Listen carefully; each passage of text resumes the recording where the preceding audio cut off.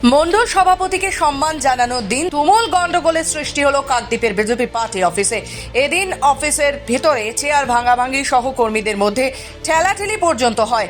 জানা গেছে কাকদ্বীপ মণ্ডল 2 এর সভাপতি দেবাশিস দাসকে সম্বর্ধনা দেওয়ার আয়োজন করা হয়েছিল। সেই সম্বর্ধনা অনুষ্ঠানে বিজেপির কিছু সংখ্যক কর্মী দেবাশিসকে সভাপতি হিসেবে মেনে নিতে পারেনি। তারা বিক্ষোভে ফেটে পড়েন।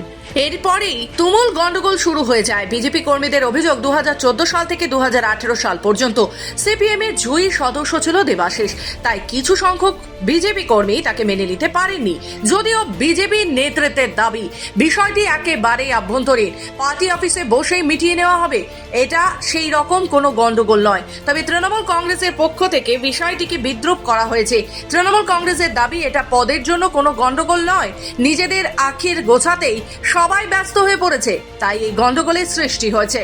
এই বিষয়টা দলের আভ্যন্তরীণ ব্যাপার, এই বিষয়ে কোনো ইয়ে নয়, কোনো কিছু নয়। তৃণমূলের মতো তো আর ওই চুরি চামারি করে ইয়ে নয়। এটা ভারতীয় জনতা পার্টি, গণতান্ত্রিকভাবে কোনো নির্বাচন হয়েছে, সেই জায়গায় দাঁড়িয়ে কোনো কর্মীর মধ্যে ক্ষোভ বিক্ষোভ থাকতে পারে, সেটা নিয়ে ওটা বসে পার্টি অফিসেই মিটিয়ে নেওয়া হবে, ওটা নিয়ে কোনো অসুবিধা নেই। চেয়ার ভাঙচুর হচ্ছে দেখা যাচ্ছে, হাতাহাতি। না, ওগুলো সমস্ত কিছু ভ্রান্ত ধারণা, ওগুলো ভারতীয় জনতা পার্টিতে হয় না। সোশ্যাল মিডিয়ায় সেটা ভাইরাল হয়েছে।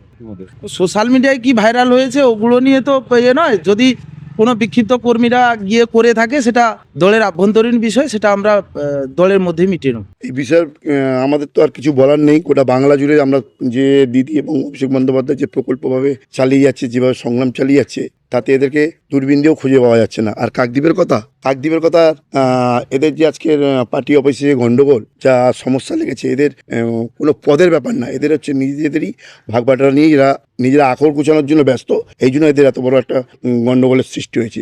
আর আজকের এরা যে ফন্ডে আসছে কাকদ্বীপের বুকে, কিছু সাংবাদিকের জন্য, কিছু সাংবাদিকরা তাকে ফোর ফ্রন্টে নিয়ে এসছে, যার ফলে আজকে এই পরিস্থিতি তৈরি হয়েছে।